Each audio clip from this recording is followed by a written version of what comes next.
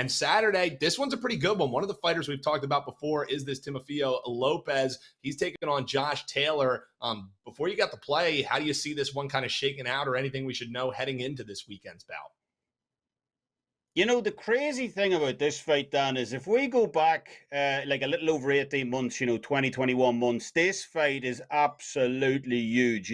Undisputed at 135, jumping up to take on undisputed at 140 for all the marbles. I don't believe that's ever happened in the four-belt era. I stand corrected if you come at me in the comments. But, fast forward this fight 18 months, and at least publicly, it seems to have lost a lot of its luster. Teofimo Lopez lost all of his belts to George Kambosos. He really hasn't looked good in his last couple of fights. Didn't look good against Sandor Martin last time out at 140 either. I thought Martin actually edged out that fight personally. On the other side, we've got Josh Taylor, who, relinquished most of his straps voluntarily. Understandable when 12% of your purse is going to sanctioning bodies. But, he too looked lackluster in his last fight against Jack Catterall, a fight many people, including myself, felt he lost. So both men looking for some redemption ahead of this one. But like we said before, we know how good both of these guys are when they're at their very best. Both previous undisputed champions. So I'm expecting fireworks in this one on Saturday.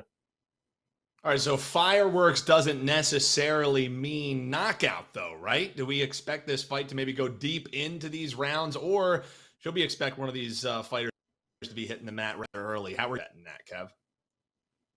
I believe we see rounds in this one, Dan. Both guys were sniping at each other in the recent presser they had over on ESPN+. Teofimo was saying Taylor keep shifting the blame for his recent performances onto trainers. He left Tyson Fury's old trainer, Ben Davidson, immediately after the Jack Catterall fight to link up with Joe McNally up in Liverpool.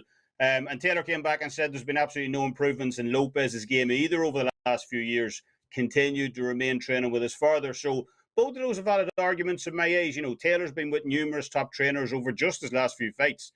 Shane McGuigan, Ben Davidson, now Joe McNally. He's obviously learned a lot under each trainer. Some change is good, but this will be his first fight under Joe McNally on Saturday. And Taylor's been out of the ring for 15 months as well. So as good as McNally is, that's still probably going to take some time to gel that relationship.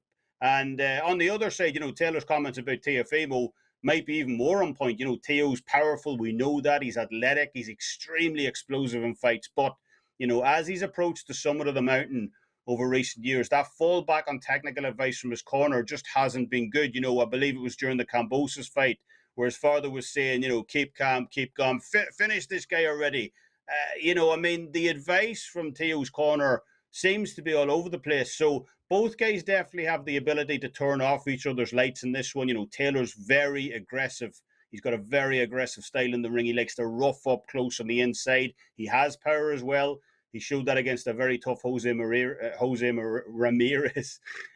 who he put down multiple times in the last fight stateside. While, we all know, obviously, what Teofimo brings to the table, that one-punch knockout power, as he showed against Richard Commey.